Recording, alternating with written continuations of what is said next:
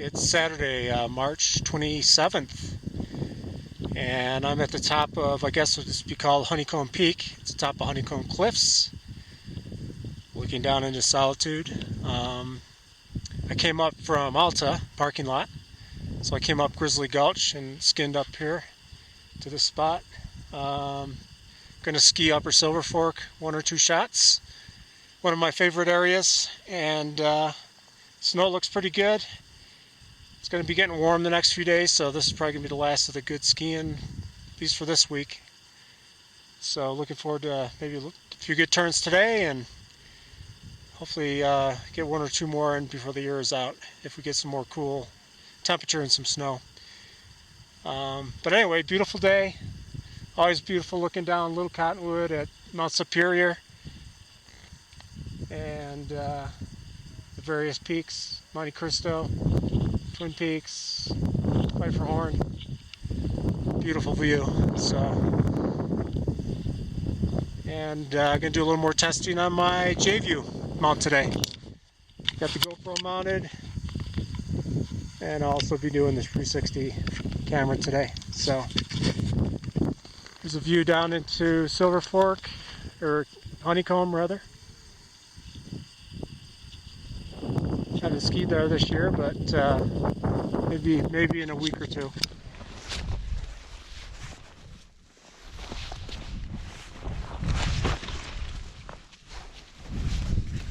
This is a very familiar spot to me, looking down into the upper east bowl of Silver Fork Canyon.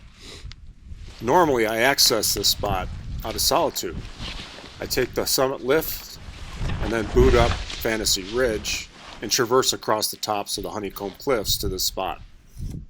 What's great about that is you can ski some really nice lines in this upper elevation snow.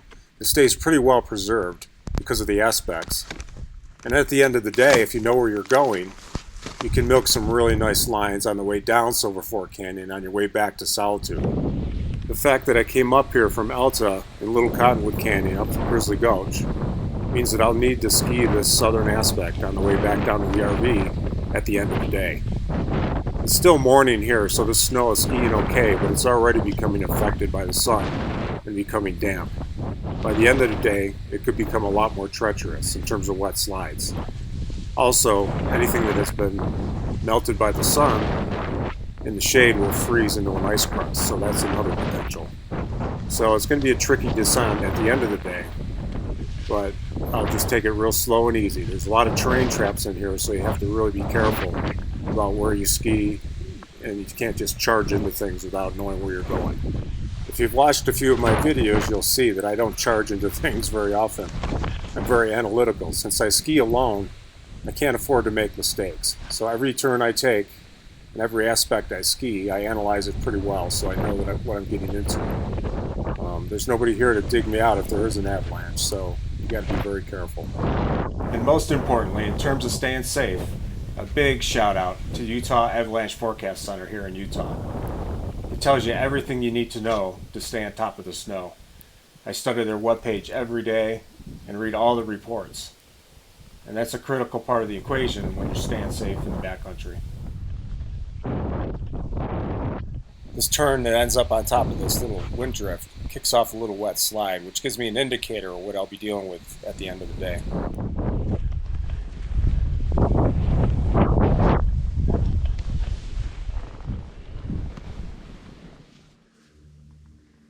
This is called East Bowl Pass. So from here I put my skins back on and I climb up towards Davenport Hill for one of my favorite shots.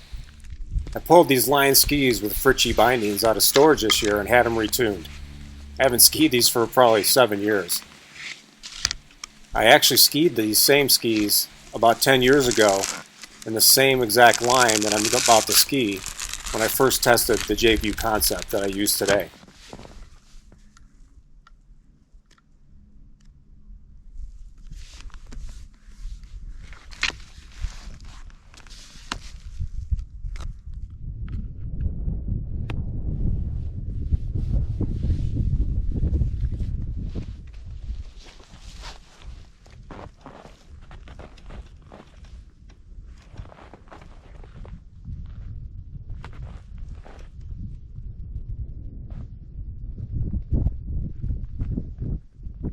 I've arrived at my destination for the first shot of the day.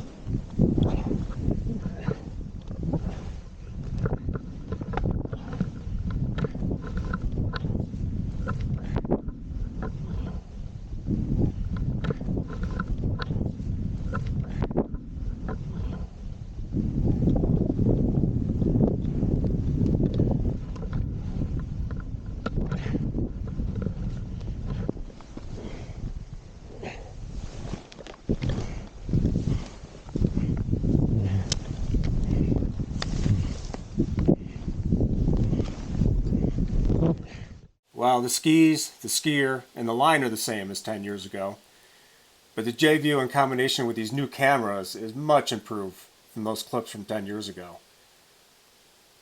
One more skin to the top, and another shot.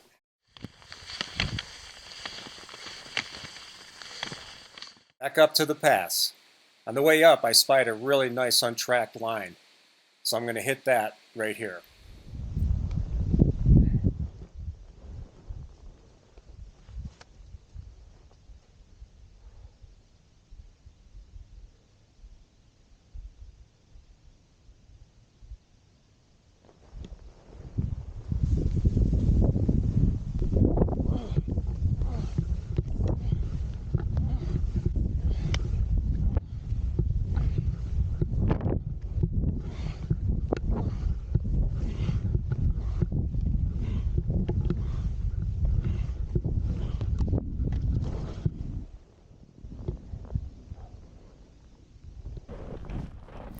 Ah, short but sweet. Nothing like plowing through some nice low-density powder here in the Wasatch.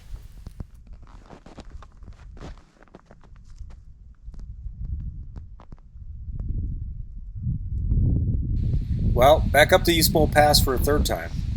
But now it's time to descend Grizzly Gulch and get back to the RV. The direct sun has had all day to work on these south-facing aspects, so it'll be easy does it all the way to the bottom.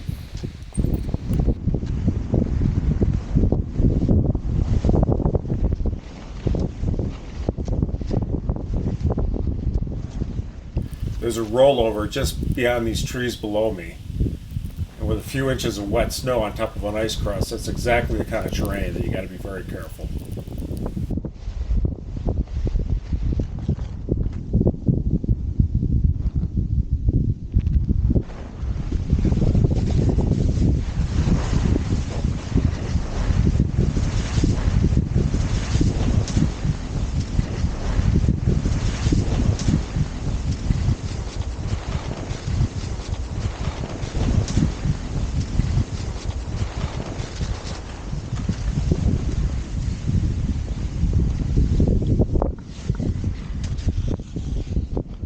Well, that gets the heart pumping.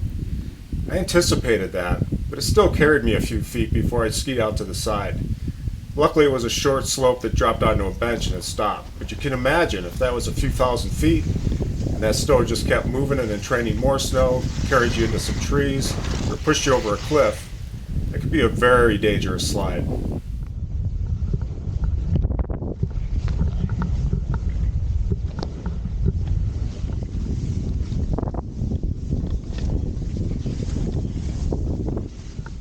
The thing you learn about snow when you backcountry ski is that there are a lot of variables that will change the condition of the snow, even on a given day, depending on the elevation, the aspect, temperatures, and the time of day.